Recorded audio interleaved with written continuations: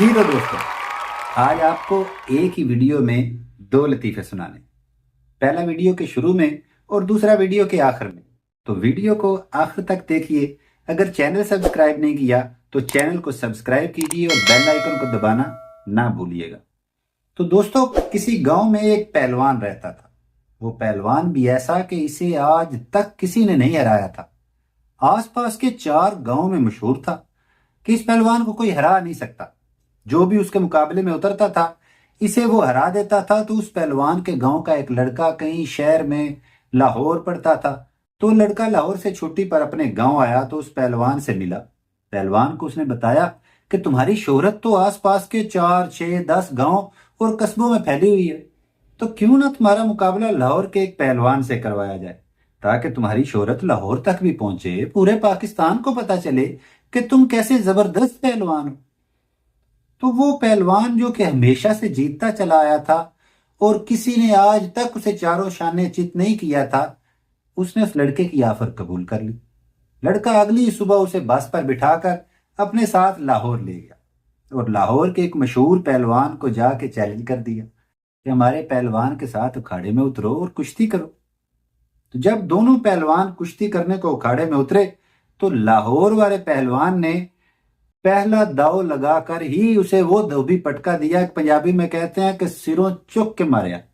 گاؤں والا پہلوان چاروں شانے چت بھی ہو گیا اور اس کا کندھا بھی ٹوٹ گیا۔ ابھی گاؤں والا پہلوان زمین پر گرا ہوا کراہ رہا تھا کہ وہ لڑکا جو اسے شہر لے کے آیا تھا بھاگتا ہوا اس کے پاس آیا اور کہا کہ چاچا پہلوان کوئی بات نہیں، تم نے بھی اچھا مقابلہ کیا ہے۔ تو آگے سے چاچا پہلوان بولا کہ مقابلہ تو میں ہار گیا ہوں، لیکن آج سے دشمنی پکی ہو گئی ہے۔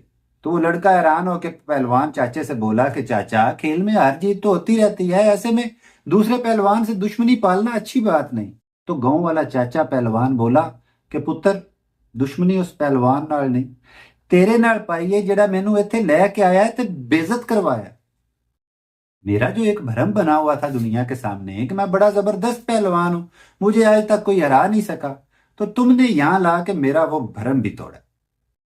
تو دوستو، ایسا ہی کچھ ڈاکٹر ذاکر نائک صاحب ساتھ ہوا کہ وہ پوری دنیا میں اسلام کے ایک جانے مانے عالم اور سکالر سمجھے جاتے ہیں، لیکن پھر کسی پاکستانی نے انہیں پاکستان آنے کی دعوت دی۔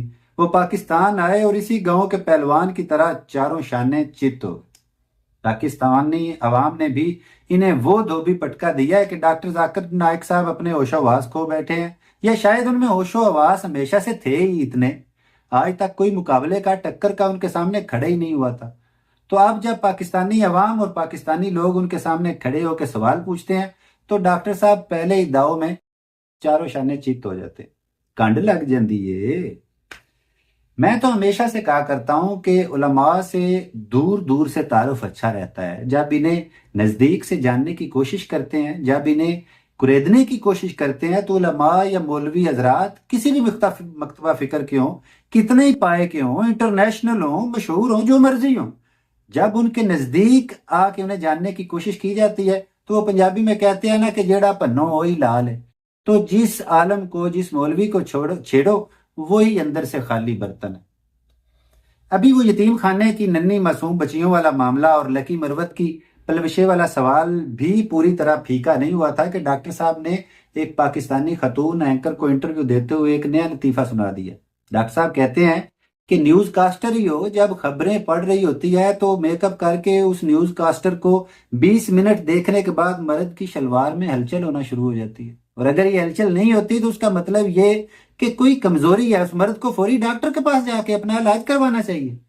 ڈاکٹر صاحب کہنا یہ چاہتے ہیں کہ بینکوں میں، ہسپتالوں میں، دفاتر میں، سکولوں میں اور اس طرح باقی شعبہ ہے زندگی میں جہاں جہاں بھی خواتین مردوں کے ساتھ کام کر رہی ہیں تو دیکھنے والے مرد یا تو نامرد ہیں، انہیں ڈاکٹر کے پاس جانا چاہیے، یا پھر سارا دن ان کی شلوار میں کھجلی ہوتی رہتی، انہیں اپنی کولیگز عورتوں کو دیکھ دیکھ کے شلوار میں ہلچل محسوس ہوتی رہتی ہے۔ اب میرا خیال ہے کہ یہ والی گالی ڈاکٹر ذاکر نائک صاحب نے عورتوں کو نہیں دی، مردوں کو دی۔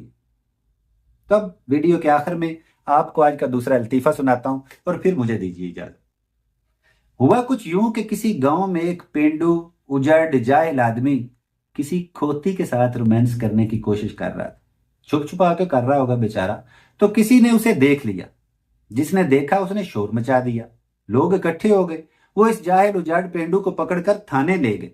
तो अब जो थाने का SHO था ना, उसने जब सारी वारदात सुनी तो उसने 2 थप्पड़ लगाए उस पेंडू को और कहा, ओ कुत्ते दिया पुत्रा, तू ये हरकत की थी क्यों है?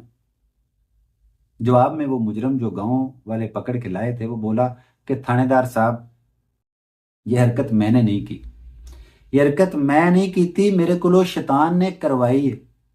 तो उसी वक्त वहां पे शैतान हाजिर हो गया और फौरन SHO की तरह इस पेंडू को 2 थप्पड़ लगाए और कहा, थानेदार साहब, ਜਿਹੜੇ ਜਿਹੜੇ ਪੋਜ਼ ਦੀਆਂ ਚੁਮੀਆਂ ਇਹ ਕੁੱਤੇ ਦਾ ਪੁੱਤਰ ਖੋਤੀ ਦੀਆਂ ਲੈ ਰਿਹਾ ਸੀ ਨਾ, ਉਹ ਪੋਜ਼ ਤੇ ਮੇਰੇ ਜ਼ਿਹਨ ਵਿੱਚ ਵੀ ਨਹੀਂ ਆਏ ਕਦੀ।